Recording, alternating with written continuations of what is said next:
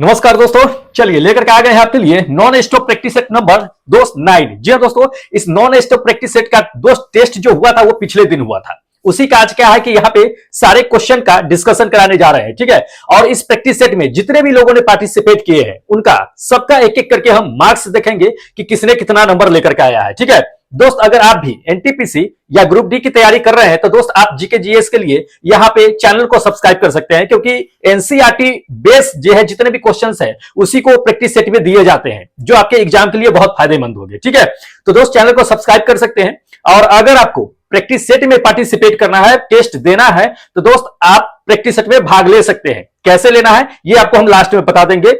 तो लास्ट तक के क्या कीजिएगा ना कि वीडियो को देख लीजिएगा, क्योंकि एनसीईआरटी बेस्ड जो है बहुत सारे क्वेश्चंस इसमें प्रैक्टिस सेट में डाले गए हैं, उसको हम दिखाते चलते हैं पहले, ठीक है। चलिए देरी नहीं करते हैं, देख लेते हैं। देख लीजिए, ये सबसे पहले क्या है कि जीएस का क्वेश्चन है। जीएस के 20 क्वेश्चन रहते हैं और जीके के 20 क्वेश्चन रहते हैं। टोटल मिलाकर के 40 क्वेश्चन जो है प्रैक्टिस सेट में दिए जाते हैं, ठीक है। तो अभी क्या कर लेते हैं कि जीएस के क्वेश्चन को एक एक करके हम देख लेते हैं। 20 क्वेश्चन है उसको, फिर उसके बाद जीके के देख लेंगे, फिर आपको जो है जितने भी लोगों ने पार्टिसिपेट किए उन सबका रैंक कार्ड भी देख लेंगे। चलिए देख लेते हैं जीएस का क्वेश्चन। देख लीजिए, ये पहला नंबर आपको क्वेश्चन दे दिया है कि निम्नलिखित में से कौन सा शब्द जो है वो ध्वनि तरंग से संबंधित नहीं है, ये हमें जानना है, ठीक है। तो ये चार ऑप्शन दे दिया है, चारों ऑप्शनों में बता देना है कि कौन जो है ये ध्वनि तरंग से संबंधित नहीं रखता है, ठीक है। बहुत अच्छा है और बहुत इजी सवाल है दोस्त, आराम से आप इसको टिक कर सकते हैं। अगर आप टेस्ट में भाग नहीं लिए हैं तो कोई दिक्कत नहीं है, आप कमेंट करके दे सकते हैं जवाब इसका, आपको पता चल जाएगा कि क्या है क्या नहीं है। वैसे देख लीजिए, आपको हम बताते चलते हैं कि ध्वनि तरंग से संबंधित नहीं रखता है वो कौन है दोस्त। ये थर्ड नंबर क्या, कैंडला। कैंडला क्या है कि ध्वनि तरंग से संबंधित नहीं रखता है। बाकी हर्ज जो आप देख रहे हैं ये हर्ज रखता है। कहता है ना कि ध्वनि साउंड जो 20 हर्ज से लेकर के 20,000 हर्ज तक के वो क्या होता है, ऑडिएबल साउंड होता है, ठीक है।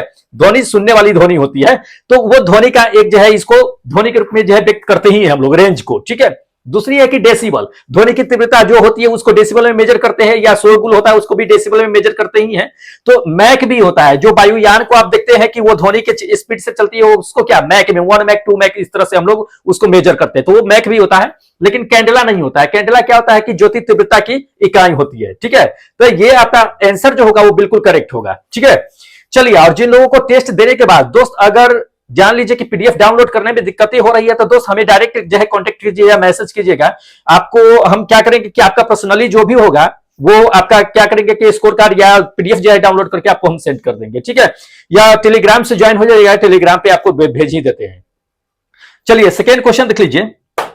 सेकेंड नंबर ये क्वेश्चन आपको दे दिया है कि निम्नलिखित में से कौन सा रोग जो है ये प्रोटीन के कमी के कारण होता है। तो हम लोग अच्छी तरह से जानते हैं कि प्रोटीन के कमी से कौन सा बीमारी होता है, क्वास्कियोर बीमारी होता है, ठीक है। ये सेकेंड नंबर, क्वास्कियोर नामक बीमारी जो होता है वो प्रोटीन के कमी से होता है। इसमें होता क्या है जान लीजिए, जैसे कि जहां पे ये मतलब कि भोजन उजन उपलब्ध नहीं होता है, जहां पे अकाल वाली क्षेत्र होता है, वहां पे क्या होता है कि ये भोजन पर्याप्त रूप में बच्चों को नहीं मिल पाता है। तो वैसे जगहों पे प्रोटीन जो है भरपूर मात्रा में बच्चों को नहीं मिलता है, जिससे क्या होता है कि क्वास्कियोर नामक जो है उसे बीमारी हो जाती है। क्वास्कियोर में होता क्या है कि देह हाथ आपको सूख जाएगा, हड्डी उड्डी बाहर जो है निकलना दिखाई देने शुरू कर देते हैं। ये खास करके बच्चों में होता है क्वास्कियोर बीमारी जो है, ठीक है।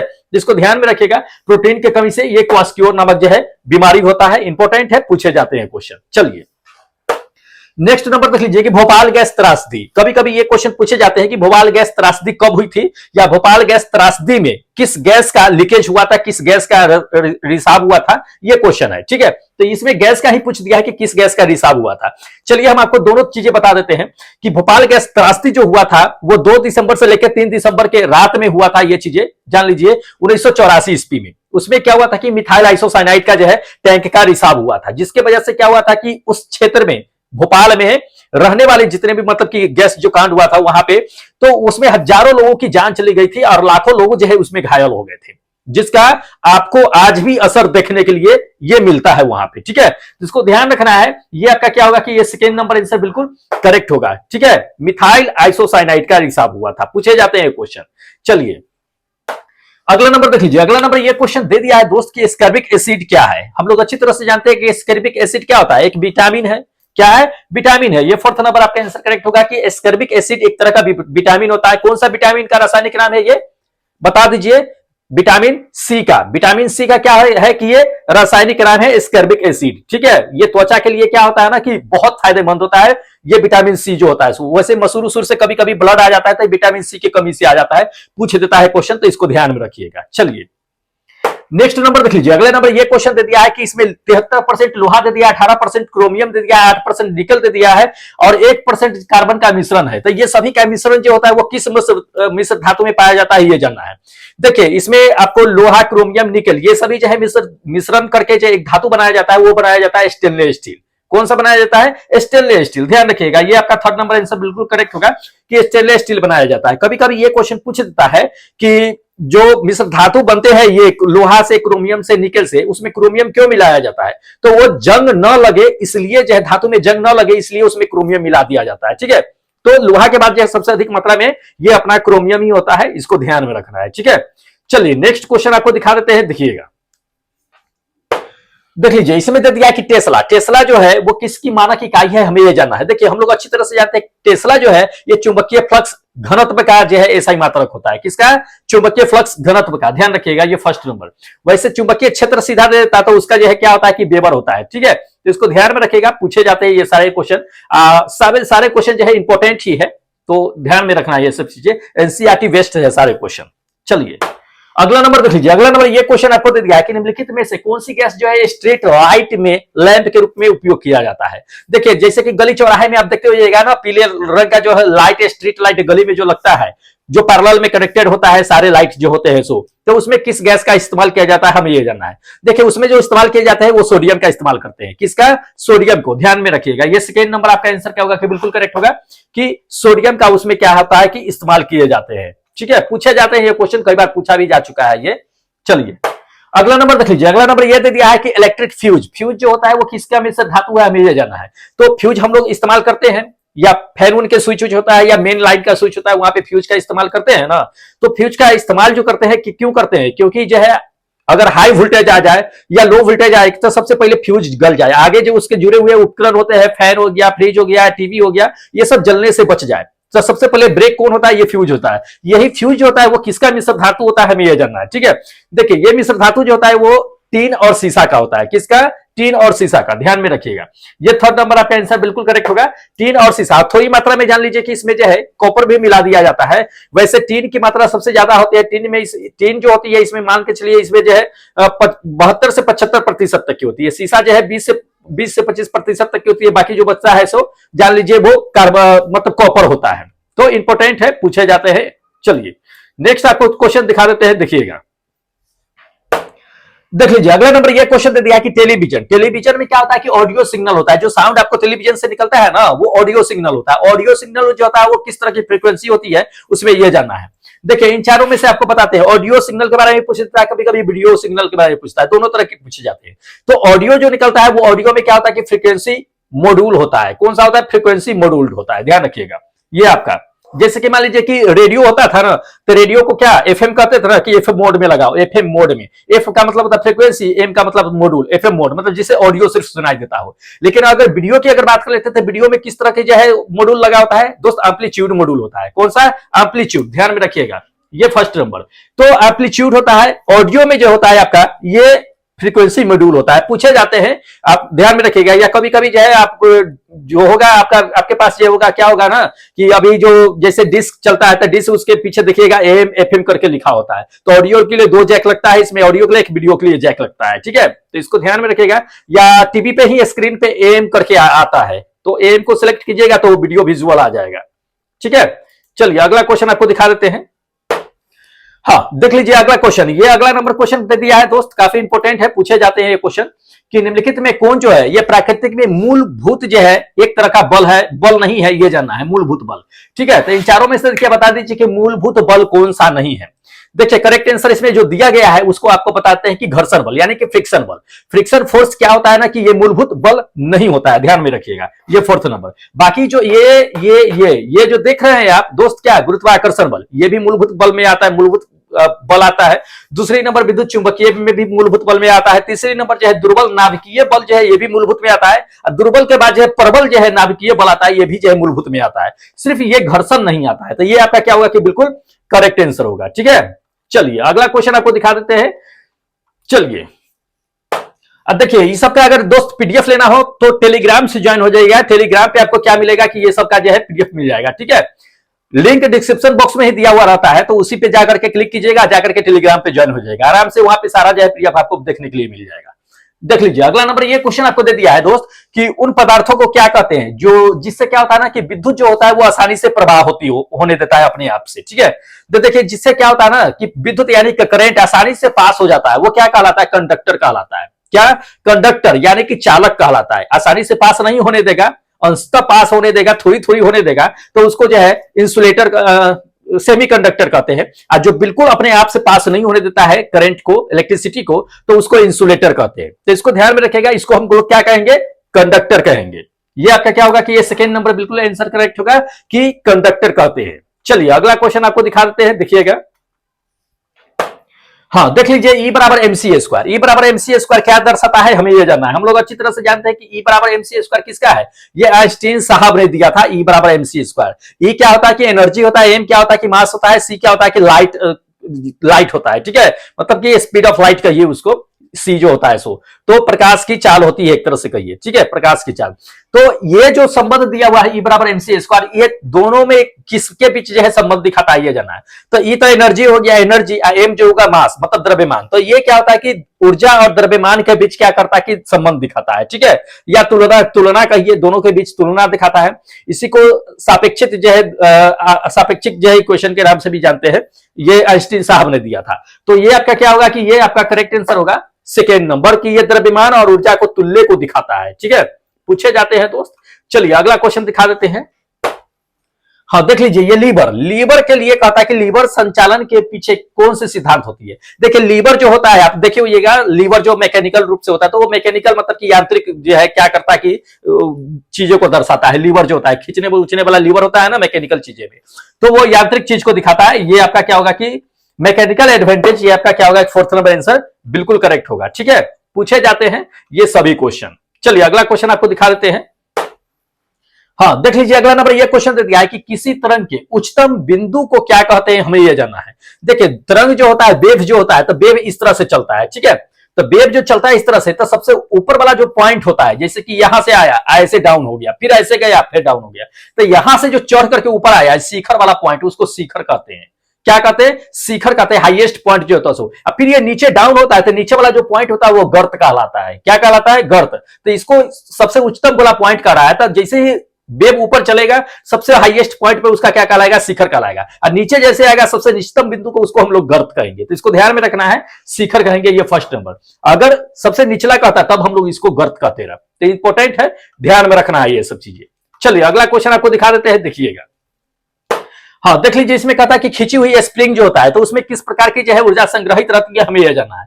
देखिए खींची हुई स्प्रिंग है, या आपका जो है धनुष को हम खींच लेते हैं वो रहे, या कोई भी चीज को अगर टान लेते हैं, रबर हो गया, इलास्टिसिटी हो गया, इलास्टिक हो गया, उसको हम टान लेते हैं, उसमें कौन सी ऊर्जा जाकर के निहित हो जाती है, उसमें जो होती है पोटेंशियल एनर्जी, यानी स्थिति जो ऊर्जा जो है उसमें क्या होती है कि स्टोर हो जाती है। और जैसे ही छोड़ते हैं वो स्थिति ऊर्जा क्या होती है कि गतिज ऊर्जा में कन्वर्ट हो जाती है। तो इसको ध्यान में रखिएगा, उसमें जो स्टोर होगा वो कौन सा होगा, स्थिति ऊर्जा यानी कि पोटेंशियल एनर्जी होगा। ये आपका थर्ड नंबर बिल्कुल आंसर करेक्ट होगा कि उसमें जो स्टोर होगा वो आपका स्थिति ऊर्जा यानी कि पोटेंशियल एनर्जी होगा, ठीक है।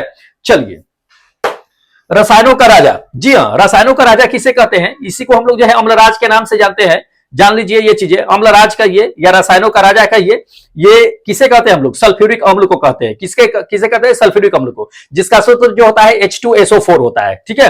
तो ये आपका क्या होगा कि सेकंड नंबर आंसर करेक्ट होगा कि सल्फ्यूरिक अम्ल जो होता है वो रसायनों का राजा कहलाता है। ये चीजें जान लीजिए कि कभी कभी ये चीजें माना जाता है कि जिस देश के पास सल्फ्यूरिक एसिड का खपत सबसे ज्यादा होता है वो देश जो होता है उतना ही ज्यादा क्या होता है कि संपन्न होता है। जो देश जितना ज्यादा खपत कर देगा वो उतना ही ज्यादा संपन्न माना जाता है। जैसे कि अमेरिका हो गया, आपका जान लीजिए चाइना हो गया, बहुत सारे ऐसे कंट्री है जो सल्फ्यूरिक एसिड का खपत ज्यादा करते हैं, तो वो लोग क्या है कि ज्यादा संपन्न है, ऐसा माना जाता है गवर्नमेंट के अनुसार, ठीक है।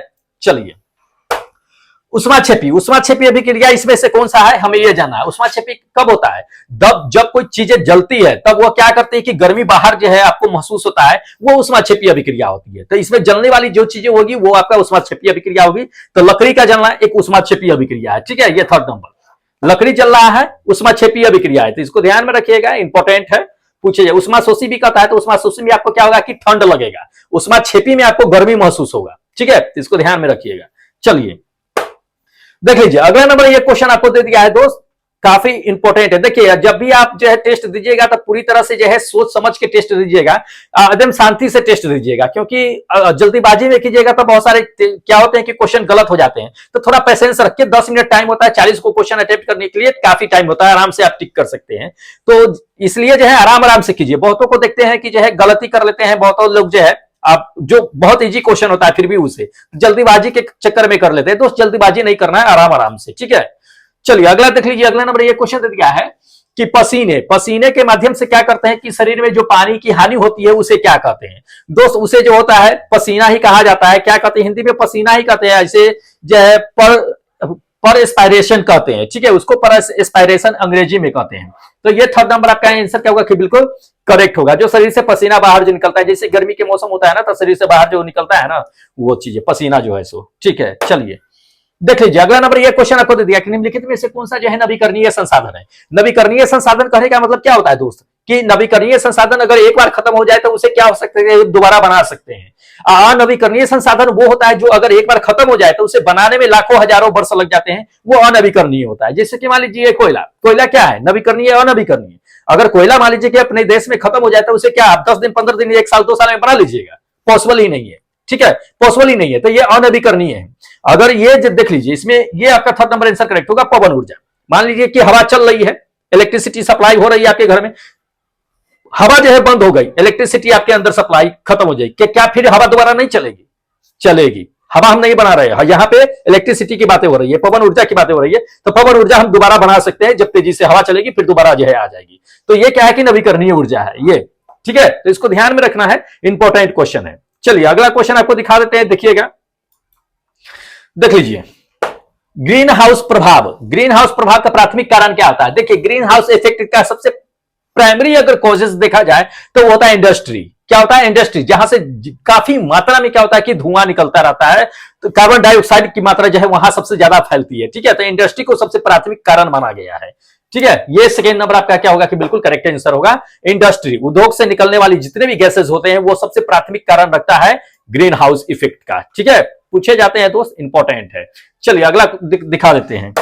अच्छा चलिए दोस्त, जीएस के क्वेश्चन इतने थे, 20 क्वेश्चन आपको हमने बता दिया है। अब यहां से क्या कर लेते हैं कि आपको जीके के क्वेश्चन दिखा देते हैं। जीके में भी काफी इंपॉर्टेंट डाले गए हैं क्वेश्चन, जो एनसीईआरटी बेस से लिया गया है, ठीक है। तो आप लोगों के टेस्ट के लिए ही डाला गया है दोस्त। टेस्ट बिल्कुल अटेम्प्ट कीजिएगा, बिल्कुल मिस मत कीजिएगा। जितना आए नंबर उतना करते रहिए, काफी बेनिफिट करेगा आपको एग्जाम में, ठीक है। अभी 10 मिनट लगता है, 10 मिनट का टेस्ट होता है, 10 मिनट लगता है। 10 मिनट में आप आसानी से जो है अच्छा मार्क्स गेन कर सकते हैं आप एग्जाम में। देखिए आपको जीके जीएस में टाइम नहीं लगने वाला है।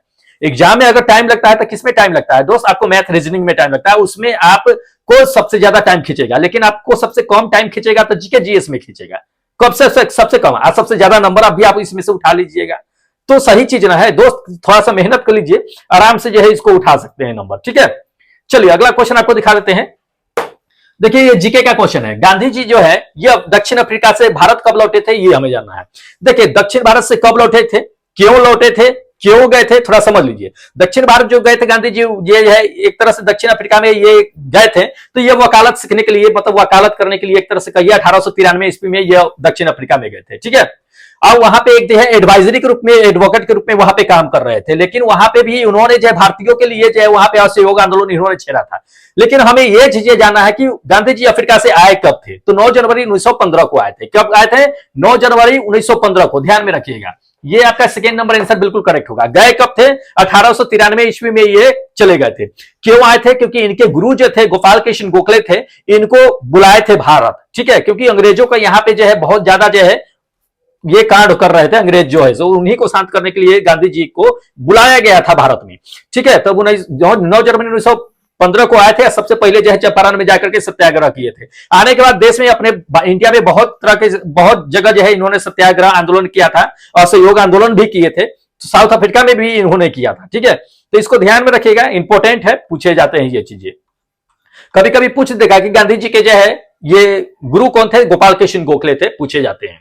चलिए अगला नंबर देख लीजिए। अगला नंबर यह दे दिया कि शंकराचार्य के पिताजी का नाम क्या था, ये हमें जानना है, ठीक है। देखिए शंकराचार्य के पिताजी का नाम क्या था, ये थोड़ा सा जानना है। देखिए शंकराचार्य के पिताजी का नाम जो था आपको करेक्ट आंसर बताते हैं इसमें से, देख लीजिए ये सेकेंड नंबर शिव गुरु। क्या नाम थे? शिव गुरु शंकराचार्य जी के पिताजी का नाम था, माता जी का नाम जो था अयंबा था। क्या था? अयंबा। पिताजी का नाम ये शिव गुरु, माता जी का नाम अयंबा। ये दोनों से पुत्रों की जो है प्राप्ति नहीं हो रही थी। काफी समय के बाद जो है शिव जी की आराधना करने के बाद इन्हें एक पुत्र की प्राप्ति हुई थी जो शंकराचार्य थे। ठीक है, तो 3 साल की उम्र में ही शंकराचार्य को जो है अपने माता पिता छोड़ करके चले गए थे। छोड़ के मतलब कि उनका देहांत हो गया था। ठीक है, ये काफी जो है पढ़ने में तेज थे, तो उसके बाद जो है ये काफी आगे बढ़े थे, तो इसको ध्यान में रखिएगा, पूछे जाते हैं। कभी कभी हो सकता है पिताजी का नाम पूछ दे या जो है माता जी का नाम पूछ देता, आराम से बता दीजिएगा। चलिए अगला नंबर देख लीजिए। अगला नंबर यह दे दिया है कि भारत के चार कोनों में 4 मठों की स्थापना किसने किया था, हमें यह जानना है। ठीक है, तब देखिए भारत के 4 कोनों में 4 मठों की स्थापना जो किया था वो आदि शंकराचार्य ने किया था। किसने? आदि शंकराचार्य ने। ये ठीक है, 4th नंबर आपका आंसर बिल्कुल करेक्ट होगा कि आदि शंकराचार्य ने किया था। कहां पे क्या क्या किए थे ये जान लीजिए। देखिए आदि शंकराचार्य ने भारत के 4 कोनों में 4 जो है मठों की स्थापना किया था, जिसमें ज्योति मठ थे। तो ज्योति मठ जो है उत्तराखंड में स्थापना किए थे। उसके बाद जो सिंगरेरी मठ था जो इसको जो है कर्नाटक में स्थापित किया गया था। उसके बाद गोवर्धन मठ था, गोवर्धन मठ को जो है उड़ीसा में स्थापित किया गया था। उसके बाद आपको बताते हैं कि शारदा मठ को जो है गुजरात में स्थापित किया था। तो ये चारों जगह पे भारत के चारों कोना में जो है आदि शंकराचार्य ने जो है मठ की स्थापना किए थे। ठीक है, तो दोस्त पूछे जाते हैं, इंपॉर्टेंट क्वेश्चन है। चलिए अगला क्वेश्चन आपको दिखा देते हैं। देखिए अगला नंबर ये चीजें दे दिया है कि गायत्री मंत्र जो है ये किसकी रचना है, हमें ये जानना है। बहुत अच्छा क्वेश्चन है दोस्त, पूछे जाते हैं ये क्वेश्चन कि गायत्री मंत्र जो है ये किसकी रचना है, ये पूछे जाते हैं। देखिए गायत्री मंत्र जो है वैसे जान लीजिए कि ऋग्वेद में आपको देखने के लिए मिलेगा, लेकिन ये किसकी रचना है, ये विश्वामित्र की रचना है। किसकी? विश्वामित्र की। ये आपको ऋग्वेद में देखने के लिए मिलेगा। ऋग्वेद जो है आपको पता ही है कि सबसे पुराना वेद माना जाता है। ठीक है, ये पूछ देता है कभी कभी कि गायत्री मंत्र जो है वो किस वेद से लिया गया है, तो ऋग्वेद से लिया गया है। ठीक है, चलिए अगला नंबर देख लीजिए। अगला नंबर यह दे दिया है कि ऋग वेदों में ऋचाओं की संख्या कितनी है, हमें यह जानना है। देखिए ऋचाओं की संख्या पूछ देता है, कभी सूक्त की संख्या दे देगा, कभी मंडलों की संख्या पूछ देगा, तो इसको ध्यान में रखेगा। सबको हम बता देते हैं, नोट कर लीजिएगा। वैसे पीडीएफ आपको मिल ही जाएगा, तो पीडीएफ टेलीग्राम से कलेक्ट कर ही लीजिएगा। देखिए ऋग्वेद में अगर हम बात करते हैं ऋचाओं की, तो ऋचाओं की कितनी संख्या थी? 10,580 ऋचाएं थे। कितने? 10,580। ध्यान में रखिएगा, ये फर्स्ट नंबर 10,580 ऋचाएं थे। इन सभी ऋचाओं को जो है 10 मंडलों में बांट दिया गया था। कितने मंडल में? 10 मंडलों में बांट दिया गया था। 10 मंडल में कितने सूक्त थे? तो 1028 जो है सूक्त इसमें डिवाइड किए गए थे। प्रत्येक सूक्त में जान लीजिए कि ऋचाओं की संख्या आपको देखने के लिए मिलेगा। ठीक है, तो इंपॉर्टेंट है, ध्यान रखिएगा, ये सब चीजें पूछे जाते हैं एग्जाम में। ठीक है, सूक्त दे देगा, कभी कभी मंडल पूछ देगा, तो इस सबको ध्यान में रखना है। चलिए अगला नंबर देख लीजिए। अगला नंबर ये क्वेश्चन दे दिया कि भारत के प्रथम जो है कहता है कि राष्ट्रीय शासक हम किसे कह सकते हैं, ये हमें जाना है। देखिए भारत के प्रथम राष्ट्रीय शासक हम किसे कह सकते हैं दोस्त? चंद्रगुप्त मौर्य को। किसे? चंद्रगुप्त मौर्य को कह सकते हैं। ये सेकंड नंबर आपका आंसर क्या होगा कि बिल्कुल करेक्ट होगा। भारत का प्रथम शासक जो है चंद्रगुप्त मौर्य को कह सकते हैं। चंद्रगुप्त मौर्य जान लीजिए कि जिस समय अपना भारत जो था एक संपूर्ण भारत था, एक संपूर्ण हिंदुस्तान था, जिस समय पाकिस्तान, बांग्लादेश सभी जो है भारत में थे, उस समय जो है ये चंद्रगुप्त मौर्य उस समय जो है शासन किए थे। एक महान शासक के रूप में भी जाने जाते हैं, एक महान योद्धा के रूप में भी जाने जाते हैं। ठीक है, तो इसको ध्यान में रखना है, चंद्रगुप्त को मान सकते हैं हम ये चीजें। चलिए अगला नंबर देख लीजिए। अगला नंबर ये क्वेश्चन दे दिया है कि किस सिख गुरु को 1699 ईस्वी में सिख खालसा की शुरुआत किया था। ठीक है, या स्थापना किया था। तो कौन से सिख गुरु थे जो सिख खालसा की स्थापना किए थे या सिख खालसा की जो है शुरुआत किए थे? तो ये गुरु गोविंद सिंह थे। कौन थे? गुरु गोविंद सिंह। ध्यान रखिएगा, ये आपका 3rd नंबर आंसर करेक्ट होगा कि गुरु गोविंद सिंह ने ही सिख खालसा या खालसा पंथ कहिए, खालसा पंथ की शुरुआत की थी। ये 1699 ईस्वी में। खालसा पंथ के साथ साथ जान लीजिए, कभी कभी पूछ देता है, तो खालसा पंथ के साथ साथ इन्होंने जो है खालसा फौज की भी स्थापना किए थे। ठीक है, उसी के साथ साथ खालसा फौज की। ठीक है, तो पूछे जाते हैं, इसको ध्यान में रखिएगा। इनके मतलब कि जो है 5 जो है धार्मिक चिन्ह इनके अनुसार थे। कौन कौन 5 गो चिन्ह था ये जान लीजिए, कभी कभी पूछ देगा। तो केस था, काड़ा था, कच्छा था, उसके बाद जो है आप जान लीजिए कि क्रियान था, कंघा था। ये 5 जो है इनके जो है धार्मिक चिन्ह थे। ठीक है, तो पूछे जाते हैं, इंपॉर्टेंट है। चलिए अगला नंबर देख लीजिए कि भारत सरकार 1919 को इस नाम से भी जाना जाता है। तो 1919 को किस नाम से जानते हैं? हम लोग तो अच्छी तरह से जानते होंगे कि 1919 में जो है क्या हुआ था आपका कि जलियांवाला बाग हत्याकांड हुआ था। लेकिन जलियांवाला बाग हत्याकांड के बाद भी हम किस नाम से जानते हैं, इसे हमें जाना, भारत सरकार भी इस नाम से जानते हैं। तो ये मार्टिलो, ये जो है चेम्सफोर्ड सुधार के नाम से जानते हैं। कौन सा? मॉन्टेगो चेम्सफोर्ड सुधार के नाम से, ठीक है, इसको ध्यान में रखिएगा। ये थर्ड नंबर आपके आंसर करेक्ट होगा, इस नाम से भी जाने जाते हैं। और ये इसमें हुआ क्या था ये जान लीजिए। ये सुधार ये ब्रिटिश शासक के द्वारा जो है चलाया गया था। इसमें क्या हुआ था कि पहली बार जो है द्विसदन आप जो है आज जान लीजिए कि प्रत्यक्ष चुनाव की इसमें शुरुआत किया गया था। यूपीएससी जो आप देख रहे हैं उसमें जो है इसकी जो है लोकसभा आयोग जो यूपीएससी या बीपीएससी कहिए, उसी समय जो है इसकी शुरुआत भी की गई थी, ठीक है। आरक्षण जो देख रहे हैं, आरक्षण की शुरुआत भी उसी समय की गई थी, इसी के तहत किया गया था। तो इसको ध्यान में रखिएगा, ये सब जो है पूछे जाते हैं। चलिए अगला क्वेश्चन आपको दिखा देते हैं। देख लीजिए अगला नंबर ये क्वेश्चन दे दिया है कि स्वतंत्र भारत के प्रथम लोकसभा अध्यक्ष कौन थे, हमें यह जानना। देखिए स्वतंत्र भारत के प्रथम लोकसभा अध्यक्ष कौन थे? ये जीबी मालवंकर साहब थे। कौन थे? जीबी मालवंकर साहब। ध्यान रखिएगा, ये आपका क्या होगा कि थर्ड नंबर आंसर बिल्कुल करेक्ट होगा कि जीबी मालवंकर साहब थे। जीबी मालवंकर साहब का जीबी का मतलब पूरा नाम क्या है इनका? गणेश वासुदेव मालवंकर। गणेश वासुदेव मालवंकर यही क्या थे कि अपने लोकसभा के प्रथम अध्यक्ष माने जाते हैं। ये जान लीजिए कि पंडित जवाहरलाल नेहरू जो थे, इन्हें लोकसभा का जब पिता भी कहे थे, ठीक है। इनका लोकसभा के पिता भी मतलब कि एक तरह से कहा करते थे, उपाधि भी दिए थे ये चीजें, ठीक है। तो इंपॉर्टेंट है, पूछे जाते हैं। वर्नाकुल सोसाइटी जो थे उनके ये अध्यक्ष भी रह चुके थे। अहमदाबाद की अगर बात कर लेते हैं तो अहमदाबाद में एजुकेशन सोसाइटी स्थापना भी इन्होंने किया था और उनकी अध्यक्ष भी रह चुके हैं, ठीक है। इन्हें दादा साहब के नाम से भी जाना जाता है, जीबी मालवंकर साहब को। तो इंपॉर्टेंट है, ध्यान में रखना है ये सब चीजें। चलिए देख लीजिए अगला नंबर ये क्वेश्चन आपको दे दिया कि भारत में पहली अंग्रेजी अखबार जो है किसने शुरू किया था, ये हमें जानना है, ठीक है। देखिए भारत में पहले अंग्रेजी अखबार की अगर बात कर रहे थे तो किसने शुरू किया था दोस्त? ये किए थे आपका जे.ए. हेक्की करके हैं, उन्होंने किया था, जे.ए. हेक्की, ठीक है। ध्यान में रखिएगा, ये थर्ड नंबर आपका आंसर करेक्ट होगा। जे.ए. हेक्की साहब ने ही क्या किया था कि सबसे पहले अंग्रेजी अखबार की शुरुआत की थी। कौन से अंग्रेजी अखबार थे? तो बंगाल गजट था। कौन था? बंगाल गजट। कब शुरुआत किया गया था जान लीजिए ये चीजें। तो ये 29 जनवरी 1780 ईस्वी में जो है ये किया गया था, ब्रिटिश शासन काल में ही किए थे, ठीक है। तो ये ब्रिटिश शासन के खिलाफ में क्या करते थे कि जो हमेशा ये छपाई करते थे। उस समय देश की जो राजधानी थी वो कोलकाता में थी, ठीक है। तो कोलकाता में इनका जो है क्या था कि प्रेस था, यह वहीं पे ये छपाई करते थे। ये क्या करते थे कि ब्रिटिश गवर्नमेंट जो भी भ्रष्टाचार करती थी, जो भी रिश्वतखोरी करती थी, उसके खिलाफ ये क्या करते थे कि अपना अखबार में ये छाप देते थे ये चीजें, ठीक है।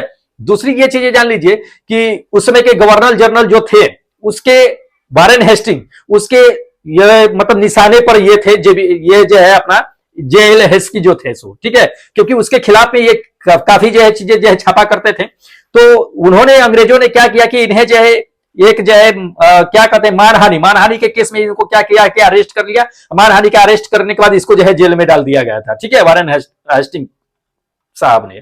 तो इंपॉर्टेंट है, पूछे जाते हैं। देख लीजिए अगला नंबर ये क्वेश्चन आपको दे दिया कि उस्ताद मंसूर जो है किस क्षेत्र में प्रसिद्ध चित्रकार थे, ये हमें जानना है। देखिए उस्ताद मंसूर जो थे वो जहांगीर के शासन काल में थे। किसके शासन काल में? जहांगीर के, ठीक है। ये आपका क्या होगा कि सेकेंड नंबर आंसर बिल्कुल करेक्ट होगा कि जहांगीर के शासन काल में उस्ताद मंसूर थे। वो किस फील्ड में मतलब चित्रकारी थे? तो वो पशुओं के चित्रकारी में जो है, पौधों के चित्रकारी में बहुत जो है आगे थे। उन्हें जो है मतलब कि आदिर अल की उपाधि भी दिए थे ये जहांगीर ने, मतलब कि नादिर अल की जो है उपाधि दिए थे। नादिर अल का कहने का मतलब होता है कि युगों का आश्चर्य, ठीक है। तो उसकी उपाधि जो है जहांगीर साहब ने दिया था। चलिए अगला क्वेश्चन आपको दिखा देते हैं। देख लीजिए अगला नंबर ये क्वेश्चन तो दिया कि निम्नलिखित में से कौन सी धातु संभवतः जो है पहली बार जो है ये भारत में पहली बार जो है उपयोग में लाई गई थी, हमें ये जानना है। देखिए सबसे पहले जो है जान लीजिए कि धातु का किस धातु का जो है उपयोग किया गया था। हम लोग अच्छी तरह से जानते हैं कि तांबा का उपयोग किया गया था। किसका? तांबा का। सबसे पहले तांबा का यानी कॉपर का उपयोग किया गया था ये, ठीक है। ये कब किया गया था? तो 8000 से लेकर के 5000 ईसा पूर्व में ही जो है तांबा का उपयोग जो है मनुष्य के द्वारा किया गया था। तांबे को पीट करके क्या किया जाता था कि कांसा बना दिया जाता था, कांसा का उपयोग लाने के लिए। तो तांबा युग के बाद जो है कांसा युग आया था, इसको ध्यान में रखिएगा, पूछे जाते हैं ये चीजें। चलिए अगला क्वेश्चन आपको दिखा देते हैं, देखिएगा। हाँ देख लीजिए अगला नंबर ये क्वेश्चन दे दिया कि राज्यसभा में राष्ट्रपति द्वारा जो है मनोनीत सदस्यों की संख्या कितनी होती है, ये हमें जाना है। देखिए राज्यसभा में राष्ट्रपति द्वारा जो मनोनीत सदस्य होते हैं दोस्त, ये 12 को होता है। कितना होता है? 12 सदस्य होते हैं। ये थर्ड नंबर 12 सदस्य जो है राष्ट्रपति द्वारा जो है क्या होता है कि राज्यसभा में जो है मनोनीत किए जाते हैं। ये चीजें जान लीजिए, 12 सदस्य। कभी कभी ये चीजें पूछ देता है। वैसे जान लीजिए कि राज्यसभा में कुल जो है सदस्यों की संख्या जो होती है वो अधिकतम जो है 250 होती है, इससे ज्यादा नहीं होती है, ठीक है। तो मनोनीत सदस्य जितने भी होते हैं उसकी जो है कार्यकाल जो होती है वो 6 साल तक की होती है। कितनी? 6 साल तक की कभी कभी पूछ देता है। और एक बात हमेशा याद रखें कि राज्यसभा को कभी भी भंग नहीं किया जा सकता है, ठीक है। और हर एक साल क्या करता है कि 1/3 उसके सदस्य क्या होते हैं कि रिटायरमेंट होते रहते हैं, ठीक है। तो ये चीजें हैं, इंपॉर्टेंट है, पूछे जाते हैं। चलिए अगला क्वेश्चन आपको दिखा देते हैं। देख लीजिए अगला नंबर ये क्वेश्चन दे दिया कि राज्य परिषद में सदस्यों का कार्यकाल कितना होता है। आपको हम अभी बता दिए हैं ना कि राज्य परिषद में सदस्यों की कार्यकाल कितनी होती है, 6 साल होती है। प्रत्येक हर एक साल में क्या होता है कि 1/3 सदस्यों की रिटायरमेंट होती चली जाती है, 12 सदस्य मनोनीत किए जाते हैं। यह आपका क्या होगा कि थर्ड नंबर आंसर बिल्कुल करेक्ट होगा कि 6 साल, ठीक है। पूछे जाते हैं ये सभी क्वेश्चन दोस्त। चलिए अगला नंबर देखिए, भूरा हीरा। भूरा हीरा किसे कहा जाता है, हमें यह जानना है। देखिए भूरा हीरा जो कहा जाता है वो लिग्नाइट को कहा जाता है। किसे? लिग्नाइट को। ये सेकेंड नंबर। लिग्नाइट क्या है? कोयले का ही एक प्रकार है लिग्नाइट जो है सो, ठीक है। इसमें कोयले की जो मात्रा प्रतिशत मात्रा होती है वो 20 से 25% होती है, ज्यादा नहीं होता है, ठीक है। इसे भूरा कोयला भी कहते हैं या भूरा हीरा के नाम से जानते हैं। इसका यूज किया जाता है इस लिग्नाइट का दोस्त, लिग्नाइट का यूज किया जाता है ये जैसे कि बिजली उत्पादन करने में किया जाता है। जैसे कि पानी को बॉयल करके जो क्या होता है कि वेपर करके उसके बाद जो इलेक्ट्रिसिटी उत्पन्न करते हैं ना, तो उसमें जो है इस लिग्नाइट का उपयोग किया जाता है। इंपॉर्टेंट है, ईंधन के रूप में एक तरह से कहिए कि उपयोग भी किया जाता है। चलिए अगला नंबर देखिए, अगला नंबर यह दे दिया कि मधुबनी कलाकृति भारत के किस राज्य में शुरू हुई थी, हमें यह जाना है। देखिए मधुबनी कलाकृति जो है ये बिहार के मधुबनी जिले में ही शुरू हुई थी, ठीक है। बिहार के मधुबनी जिले में। तो आपका क्या होगा करेक्ट आंसर, ये बिहार होगा। बिहार के मधुबनी जिले में ही ये मधुबनी पेंटिंग जो है काफी फेमस है। ये चीजें जान लीजिए। पहले जो है कलाकृति ये था कि जो है रंगोली से बनाई जाती थी, लेकिन अब तो क्या है कि कपड़ों पर या पेपर पर भी जो है क्या होता है कि मधुबनी पेंटिंग जो है उखेरे जाते हैं, ठीक है। चलिए अगला नंबर देख लीजिए, पुष्कर मेला। पुष्कर मेला जो है भारत के किस राज्य में आयोजित होता है, ये हमें जानना है। देखिए पुष्कर मेला जो है ये किस राज्य में होता है दोस्त? राजस्थान में। कहां पे? राजस्थान में। ध्यान रखिएगा ये सेकेंड नंबर। राजस्थान के अजमेर में आप जाइएगा तो वहां पे एक पुष्कर जो है शहर है, वहां पे क्या होता है कि पुष्कर मेला लगता है। वहां पे एक पुष्कर झील भी है। यह किस तरह की मेला होती है? तो ये क्या होती है कि एक तरह के पशु मेला होता है, जो देश के बड़े पशु मेला में से एक मेला इसे भी माना जाता है, ठीक है। जैसे कि मान लीजिए कि बिहार में क्या होता है कि सोनपुर में पशु मेला लगता है। जो दुनिया का सबसे बड़ा पशु मेला जो है ये सोनपुर को माना जाता है। एशिया का सबसे बड़ा कहिए, एशिया का सबसे बड़ा पशु मेला जो है सोनपुर में। उसी तरह से ये पुष्कर मेला भी होता है जो पशु का मेला लगता है। लेकिन सोनपुर में जाइएगा तो आपको तरह तरह के जो है क्या होगा कि आपको पशु वहां पे देखने के लिए मिलेगा। लेकिन ये पुष्कर मेला में जाइएगा तो यहाँ पे ऊंट का जो है मेला खास करके लगता है, ठीक है।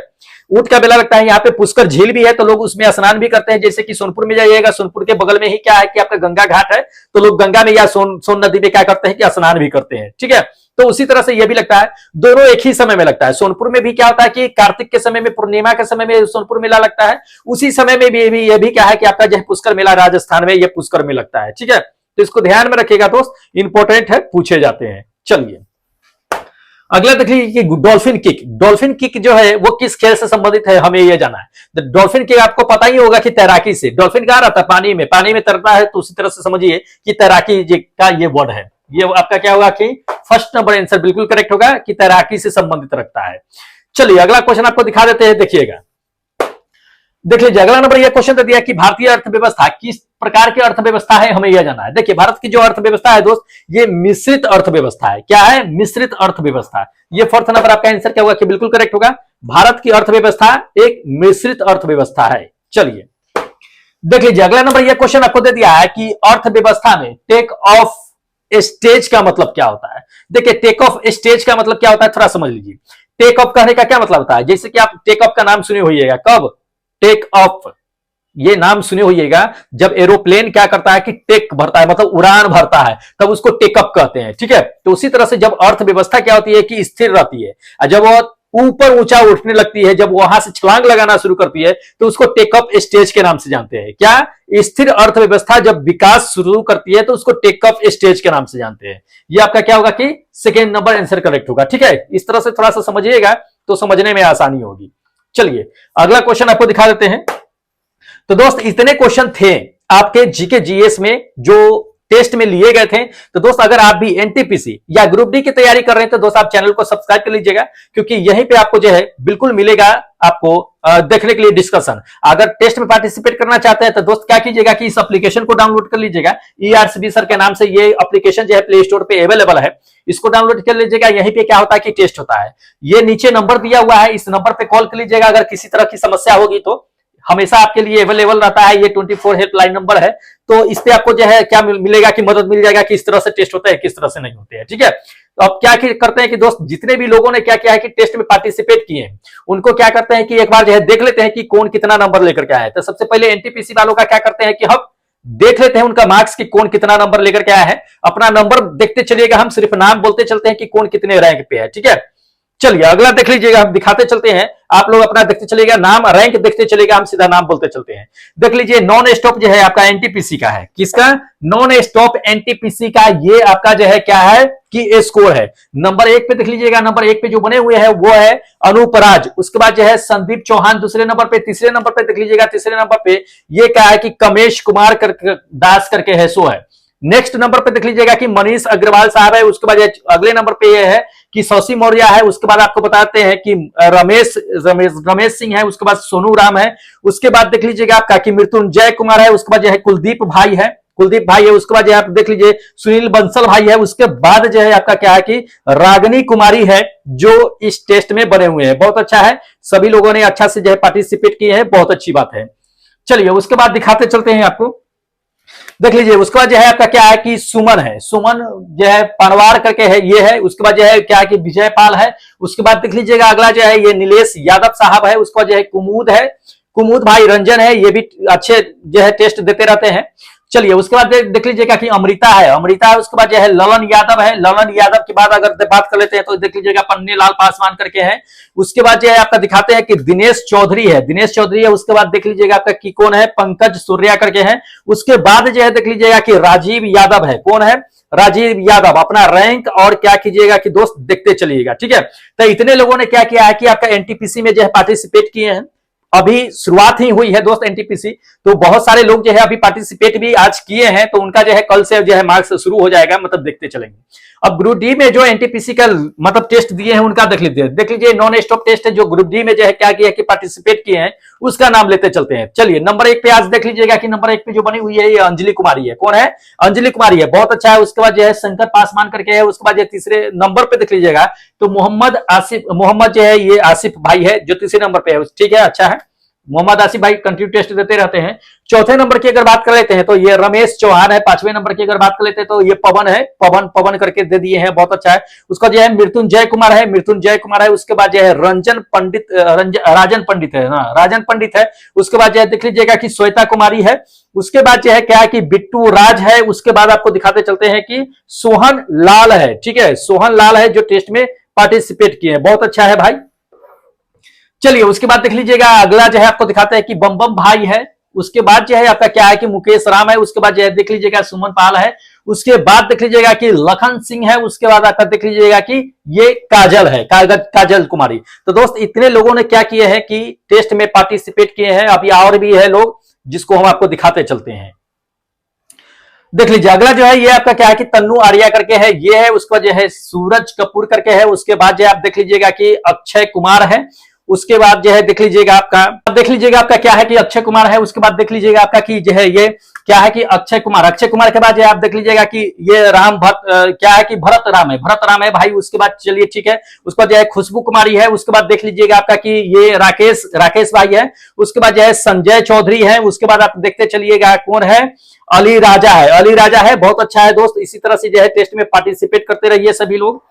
चलिए उसके बाद आप देख लीजिएगा आपका क्या है कि इंद्रजीत भाई है, बहुत अच्छा है। उसके बाद जो है मोहन दुबे है। उसके बाद आपका दिखाते चलते हैं आकाश यादव है। उसके बाद देख लीजिएगा कि अनीश कुमार करके है। उसके बाद जो है आपका सानिया करके है, सानिया 1 2 3 दे दिए हैं, बहुत अच्छा है। चलिए थोड़ा सा पूरा नाम लिखा कीजिए। चलिए उसके बाद जो है संजय कुमार है, अंजय कुमार है। उसके बाद देख लीजिएगा कि लोकेश शर्मा है। उसके बाद देख लीजिएगा आपका कि लोकेश शर्मा के बाद जो है हरि किशन करके है। उसके बाद आप देख लीजिएगा कि उदय राज यादव है। उसके बाद जो है ये जितेंद्रा यादव है, तो दोस्त जितेंद्रा यादव है। उसके बाद देख लीजिएगा आपका विनय भाई है। उसके बाद जो है ये रागनी है। तो दोस्त इतने लोगों ने क्या किया है कि टेस्ट में पार्टिसिपेट किए हैं, आपको दिखा दिए हैं। तो दोस्त अगर आप भी टेस्ट में पार्टिसिपेट करना चाहते हैं तो क्या कीजिएगा कि एप्लीकेशन जो बता दिए हैं उसको डाउनलोड कर लीजिएगा, और डाउनलोड करने के बाद टेस्ट में पार्टिसिपेट कर लीजिएगा। ठीक है, चलिए फिलहाल हमें क्या कीजिए कि इजाजत दीजिए, क्योंकि फिर मिलेंगे एक नए वीडियो के साथ। तब तक जय हिंद दोस्तों।